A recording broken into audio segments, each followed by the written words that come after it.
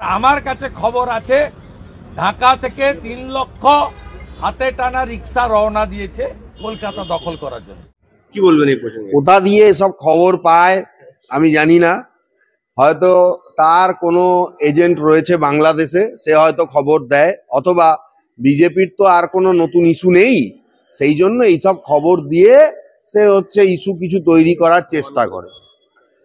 বাংলাদেশ থেকে রিক্সা নিয়ে এসে কলকাতা দখল করবে, আর সেখানে তাহলে বর্ডার সিকিউরিটি ফোর্স আর তারপরে হচ্ছে যে পাসপোর্ট অফিস, ভিসা অফিস, তারা কি তাহলে মানে ঘুমিয়ে থাকবে যে তারা রিক্সা নিয়ে ঢুকে যাবে? এইভাবে কি কোনো দেশ থেকে কোনো দেশে ঢোকা যায়? এগুলো কেউ আদৌ বিশ্বাস করে? এই শুভেন্দু অধিকারীর আজে বাজে কথা বলার জন্য আজকে বঙ্গ বিজেপির এত খারাপ অবস্থা।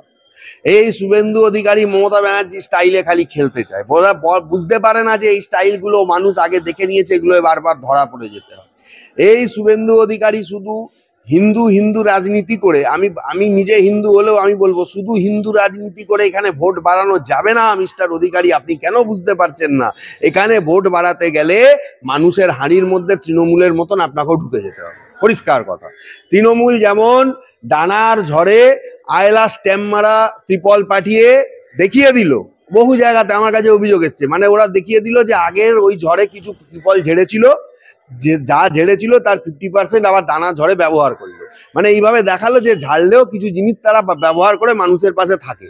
কিন্তু বিজেপি কোনো ইস্যুই দেখাতে পারছে না, বিজেপির কোনো এজেন্ট নেই, বিজেপির লোকজন আজে বাজে কথা বলছে, বিজেপির দুর্নীতি এখন প্রকাশ্যে চলে আসছে, বিজেপির অফিসে বিজেপির এক নেতার সঙ্গে আর এক নেতার মারপিট হাতাহাতি চলছে, ঠিক আছে? বিজেপি এখন দিশাহীন পশ্চিমবঙ্গে রাজনীতি করছে। তারা শুধু বড় বড় কথা বলতো, এই নাকি 6-0 5-0 উপনির্বাচন জিতবে, সেখানে কিছুই করতে পারলো না, বললো মাটির মানুষ দেওয়া হবে, কিছুই করতে পারলো না। বলেছে 2026 সালে মমতা বন্দ্যোপাধ্যায় সরকারকে উৎখাত করবে। আচ্ছা, উৎখাত যদি করতে পারে সারা বাংলার মানুষ অপেক্ষা করবে, কিন্তু কি ইকুয়েশনে উৎখাত করবে সেটা কেউ বুঝতে পারছে না। তার কারণ হচ্ছে যে একা শুভেন্দু অধিকারী তো বিধানসভায় সব জায়গা থেকে লড়তে পারবেন না, এক। আর দ্বিতীয় হচ্ছে বাকি কাদের নিয়ে লড়বে বিজেপি? যাদের নিয়ে লড়বেন আমি তো দেখতে পাচ্ছি অনেকেই লাইন দিয়ে দাঁড়িয়ে আছে তৃণমূল দলে যাওয়ার জন্য, অথবা একটা শোনা যাচ্ছে নাকি অন্য দল হবে, সেই দলেও তো কেটে অনেকে লোক চলে যাবে, ডানপন্থীদের দল হবে, এইসব বিজেপি নেতারাই বলছে, আমি শুনলাম সেখানে নাকি আবার অনেকের নাম টাম জড়িয়েছে। যাই হোক, তো আমার মনে হয় না বিজেপির এই মানে কি বলবো দিশাহীন রাজনীতি, কারণ দেশে বিজেপি এখন ওই মুম্বাইয়ে একটু ভালো, ঠিক আছে, আর কয়েকটা জায়গায় ভালো, কিন্তু দেশে স্ট্র্যাটেজি ঠিক নেই তো বিজেপি দিশে হারা বলেই কি তারা আমাদের দেশে, আমাদের প্রতিবেশী রাজ্য মণিপুরে সে জায়গায় 2 বছর 3 বছর ধরে অশান্তি চলছে দুই সম্প্রদায়ের মধ্যে। রিসেন্টলি দেখলাম আমরা উত্তরপ্রদেশ সাম্বলে সেই জায়গায় একটা মন্দির নিয়ে বিবাদ তৈরি হয়, 5 জন মানুষের প্রাণ যায়, সে নিয়ে বিজেপির কোনো আন্দোলন নেই, সেই সংখ্যালঘু নিয়ে বিজেপির কান্না নেই। বিজেপির এই পলিসি চলবে না। এনআরসি পলিসি এর আগে বিজেপি খাটাতে গেছিল, হ্যাঁ, তারপরে এই যে ভোটটায় ভরাডুবি হলো এনআরসি জোর করে চালু করার জন্য, যদিও এনআরসি এখন তারা বলছে তাদের ক্ষমতায় আসার সময় থেকে নতুন রুলে 2014 থেকে করেছে, সেই এনআরসির তো কোনো মাথামুন্ডু কিছুই নেই। যাই হোক, তবে একটা ব্যাপার কি দেখুন, হিন্দুত্ববাদের একটা বিষয় তো আমাদের দেশে সবসময়ই রয়েছে, এটাকে তো অস্বীকার করার জায়গা নেই। কারণ এই যে হিন্দুরা বাংলাদেশ থেকে বিতাড়িত হয়ে 1971 সালে যে চলে এসেছিল, এখন যে বাংলাদেশ ইস্যু, আবার যদি তাদেরকে আসতে হয়, রিহ্যাবিলিটেশন সেন্টার থেকে শুরু করে সমস্ত কিছু রাজ্য সরকার কেন্দ্রীয় সরকারকে একনায়কভাবে তৈরি করে দিতে হবে, কারণ এখন পরিস্থিতি খুব ঘোরালো। সেই জায়গায় হিন্দুদের সাপোর্ট করছে বিজেপি, এটা বিজেপির লাস্ট রূপের তাস, আমার ভালো লাগছে। কিন্তু রাজনৈতিকভাবে বিজেপির একটা ক্ষয়িষ্ণু যে অবস্থা সেটা আপনার সামনে চলে আসছে। মানুষের পাশে দাঁড়ানোর ইস্যু বলুন, মণিপুর ইস্যু বলুন, বা তাদের নিজেদের মধ্যে রাজনৈতিক দ্বন্দ্ব বলুন, এক নেতা আর এক নেতাকে সহ্য করতে পারে না, বড় নেতার সঙ্গে বড় নেতার বিভেদ, এই মোদির পরে কে প্রধানমন্ত্রী হবে, কারণ মোদির এটাই মনে হচ্ছে যতদূর সম্ভব নরেন্দ্র মোদী তার লাস্ট টার্ম, তারপরে কে প্রধানমন্ত্রী হবে সবাই দল বসতে চায়। শুভেন্দু অধিকারী এখন থেকে ভাবছে যে আমি মুখ্যমন্ত্রী সিটটা দখল করব। এইভাবে তো কোনো রাজনীতি করা যায় না। এদের মনের মধ্যে প্রচণ্ড লোভ, আর বিজেপির ভবিষ্যৎ আমি খুব একটা বিশাল কিছু দেখছি না, কারণ এই শুভেন্দু অধিকারী বিজেপিকে এই রাজ্যে ক্ষমতায় প্রতিষ্ঠিত করতে পারবে না। পরিষ্কার জেনে রাখুন আপনি, এই ধরনের মানুষ দিয়ে কোনো দলের ক্ষমতা কেন্দ্রীভূত হতে পারে না। আর এর ব্যাটিং হচ্ছে মমতা ব্যানার্জির চেনাপিচে ব্যাটিং করে।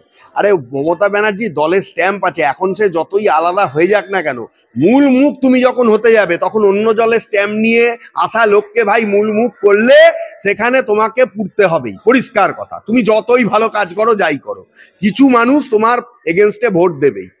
কোথায় তোমার লোক? তোমাকে যখন বিরোধীরা আক্রমণ করে বা তোমাকে যখন রাজ্য সরকার তার পুলিশ দিয়ে হ্যাকেল করে, একটা বিজেপির লোক দেখা যায় না। আমি কয়েকটা বিজেপির মিটিংয়ে গিয়ে দেখলাম, মঞ্চের সামনে যারা যারা মারা গেছে তাদেরকে ফুলমালা দেওয়া হচ্ছে। যেমনি মাত্র বন্ধ হলো অমনি মাত্র বিজেপির নেতা নেত্রীরা তাদের হাত তাত ছেড়ে দিয়ে নিজেরা এসি গাড়িতে বসে উধাও হয়ে গেল। ভিডিও ফুটেজ রয়েছে। এদের এটা মনুষ্যত্ব?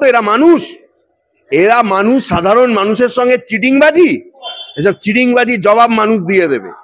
কারণ এখন পরিষ্কার আমি আপনাকে একটা কথা বলে দিচ্ছি, আমাদের দেশের সার্বভৌমত্বের স্বার্থে, আমাদের দেশের নিরাপত্তার স্বার্থে এই বাংলাদেশিদের কিছু কিছু কথা, এই সমস্ত কথা আমাদের দেশের নিরাপত্তার স্বার্থে এইসব জায়গায় আমরা অবশ্যই রাজ্য সরকার কেন্দ্রীয় সরকার একযোগে কাজ করবে, এটা দেখতে চাই।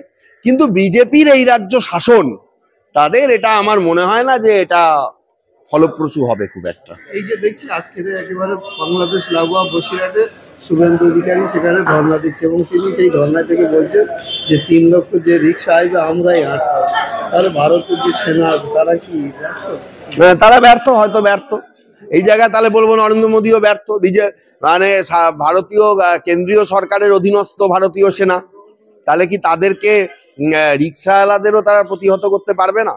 আর শুভেন্দু অধিকারী আটকাবে, তাহলে শুভেন্দু অধিকারী ওখানে বসে থাকুক অন্তত 6 মাস। ওকে উনি যেন কলকাতায় না আসে, বর্ডার রাখলে অন্তত 6টা মাস ওখানে বসে থাকুক, ঠিক আছে? তাহলে তো নিজেই নিজের কথায় মিথ্যেবাদী প্রমাণিত হবে। ওনারাই আটকাবেন, তাহলে উনি তো লিডার। ওনাকে ওইখানে আজকের পর থেকে আমরা 6 মাস দেখতে চাই বর্ডারে, ওই জায়গায়, ওখান থেকে যেন কোনো এক চুল না নড়ে এবং কোথাও যেন না আসে। 6টা মাস ওখানে যেন উনি যতগুলো লোক নিয়ে আজকে গেছে, 6 মাস 8 মাস 1 বছর, ততগুলো লোক নিয়ে স্ট্যান্ড স্টিল দাঁড়িয়ে থেকে আটকা, তবে আমি বুঝবো যে খুব বড় নেতা, তার কথায় লোক চলে। ওইসব আজে বাজে কথা যারা বলতে চায়, হ্যাঁ বাংলাদেশ ইস্যুটা এটা ভারতবর্ষের ওপর একটা বাজে প্রভাব সৃষ্টি করছে। বাংলাদেশ একটা আলাদা দেশ, বাংলাদেশ নিয়ে আমি অন্য প্রসঙ্গে অন্য সময় কথা বলবো, আপনাদের সেই প্রসঙ্গ সে আলাদা। কিন্তু বাংলাদেশ ইস্যুতে অবশ্যই দেখুন একটা কথা এটা মানতে হবে, আমার দেশের দিকে যে আঙুল তুলবে তার আঙুল আমি ভেঙে দেবো। কারণ আমার দেশ আমার কাছে অত্যন্ত প্রিয়, আপনাদের কাছেও নিশ্চয়ই সেইটা। কারণ যে দেশে আমি বড় হয়েছি, খেয়েছি, ঘুমিয়েছি, যে দেশে আমার ভালো খারাপ সমস্ত কিছু যে দেশে হয়েছে, সেই দেশের দিকে যে আঙুল তুলবে, যে বলবে অন্য দেশের দিয়ে মদদ দিয়ে আমার দেশকে আক্রমণ করবে, পরিষ্কার কথা তার বিরোধিতা আমি করব। আমার দেহের শেষ রক্তবিন্দু দিয়ে তার বিরোধিতা আমি করব। কিন্তু সেটা নিয়ে যারা রাজনীতি করে হিন্দু হিন্দু করে যারা খুব বড় বড় ম্যানিফেস্টোর কথা বলবে এবং ভোট বাক্স ভরার চেষ্টা করবে, তাদের পাশে অন্তত সাধারণ মানুষ থাকবে না, এটা আমার একদম স্থির বিশ্বাস।